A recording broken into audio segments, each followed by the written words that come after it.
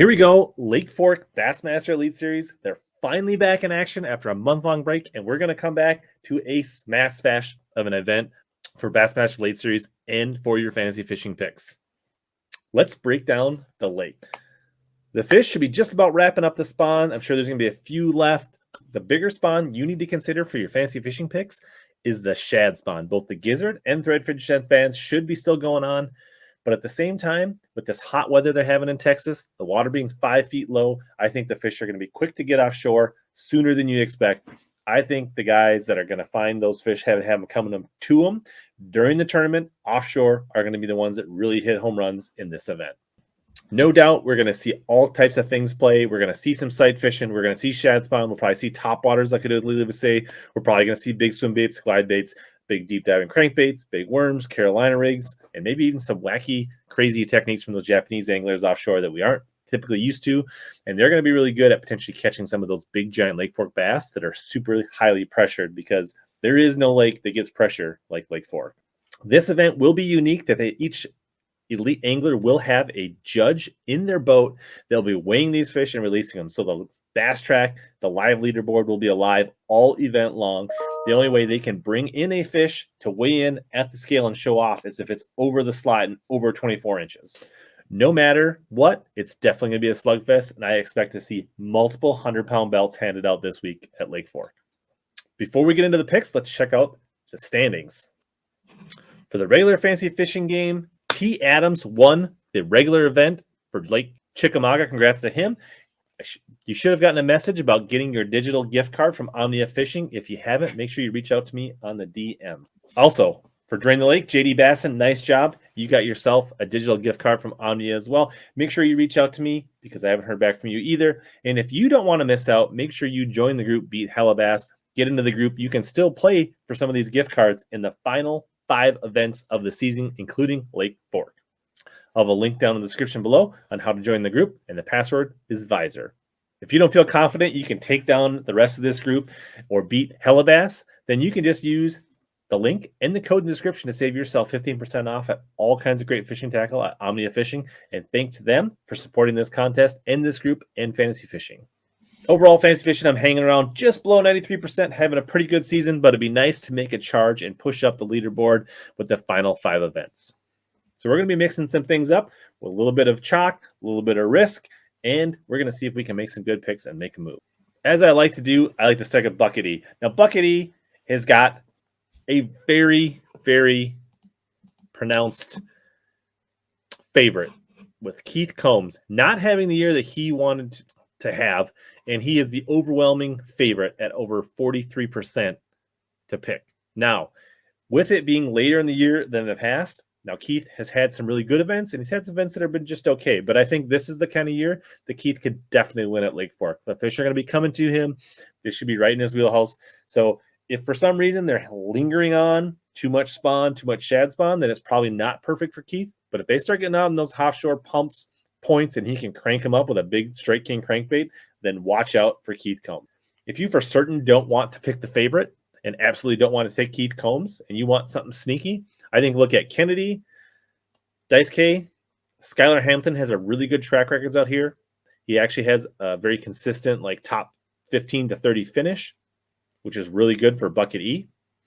Or somebody like Justin Atkins, who's a great offshore fisherman, could do really well here at Lake Fork. Bucket D has a few interesting anglers in here. The one I think you don't think you should sleep on would be the sleepy assassin, Austin Felix, whether they're up shallow and he can look at them, or if they're offshore, he's really a wizard with his electronics and scanning around. I think the latter is going to play more. He was one of the few anglers that made a top 10 sight fishing only last time they were here. But now I think there's going to be enough fish offshore that I expect Austin to almost not nearly make a cast in practice and for him to idle around looking for giant mega schools. But somebody else that is going to have the pulse on the fish and is going to probably really tap into both the shad spawn and the offshore game is the overwhelming favorite at nearly 70%, Lee Livesey, who's also the defending champ. Hard not to pick him in Bucket D. He's not having a great year on the Elite Series Tour, but he just won an event in a Bassmaster Open on Ross Barnett just a couple weeks ago. He's a new dad. He has no pressure. He's now made the 2023 Classic. I think he's going to let it fly, and he's going to crush a lot of big bass here, and it's hard not to pick him. When the percentages are this lopsided. If you don't pick him, you're going to lose game to all those. If he stumbles and you pick him, there's a lot of people, but I think the odds are in your favor to take the favorite in Bucket D. And I think you might be making a mistake not taking Lee in Bucket D. Moving on to Bucket C. There is a savvy vet here that has an unbelievably good track record at Lake Fork, and that's Jay Yellis. Right in contention on the bubble points-wise to make the 2023 Classic, so a strong Fork event is a must for him. In the 3 Lake Fork events that he's fished, he has an average 11th place finish, so that is a tremendous value in Bucket C. Several other good anglers here. I could definitely see Carl Jacobson doing the glide bait, big bait thing, having a good tournament here. But ultimately, I'm going Brandon Card. He has really consistent finish here, and he has a pair of 4th place finishes at Lake Fork on non-spawning events. So I think Brandon Card is a pretty good bet. He's going to be definitely on that offshore game, and that's where I'm hedging my bets this week for Lake Fork. Bucket B, big bags, big fish, big baits. You think of guys like Chris Zaldain, and I definitely think he has the potential to have a big event, and I wouldn't be shocked if he has another top 10 or even potentially gets his first win here. His track record is really strong, averaging about a 10th place finish. This big baits, even though it burns him in a lot of places, it tends to work really well from at Lake Fork, but one of these days it might burn him at Fork. So we're going to see this week, if the fish get too far offshore, is that going to put him out of the range of his big swim baits, big glide baits, and things like that? Only time will tell. And that's why I'm going to go with somebody a little more consistent. Another angler that has 3 finishes averaging top 10 is Minnesota's Seth Feider. He's really good, very versatile, catching them from shallow to mid-range to deep, and I think he will figure him out. Fork just clicks with him, and I think he's going to have a strong tournament. So this is where I'm going to go a little off the chalk, not going with Chris Zaldain, and I'm going to take Seth Feider this week. Finally, Bucket A, Patrick Walters is getting the overwhelming attention of fantasy players at almost 23%.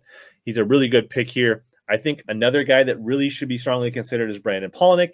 He won, I believe, at Rayburn in a similar style event not that long ago where he mixed things up with post-spawn, offshore, shallow fish. And I think this is just time of year. I mean, and Palaniuk's probably your favorite to win Angler of the Year. So, picking him in Bucket A is a pretty strong pick. But I'm going to go slightly less obvious, and I'm going to go Stetson Blaylock. Arkansas angler has had a lot of success in PAA events as well as Elite Series events, and he's a really great offshore fisherman. I think this could be a really good event for Stetson Blaylock, and this is where I'm just trying to go a little less chalk and be a little sneaky in Bucket A.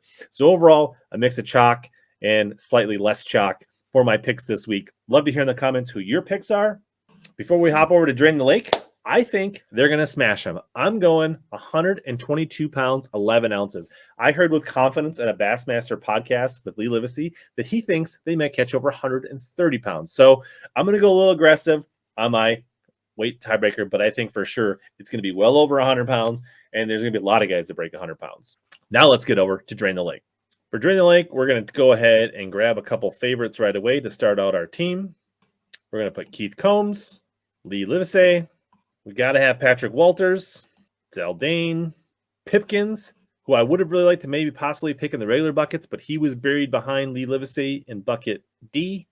Another Texas stud, we'll go with Ray Hanselman, and then Jamie Hartman, and rounded it out with Ocean Ponies extraordinaire Daryl Gleason. I think he's going to be his big bass Texas experience will be good and be well fitted for him. So Combs, Livesey, Walters, Zaldain, Pipkins, Hanselman, Hartman, and Daryl Gleason are my Drain the Lake picks, which means after that, we only got 4 events left, and the roster is dwindling down here with anglers that we have now eliminated and can no longer use.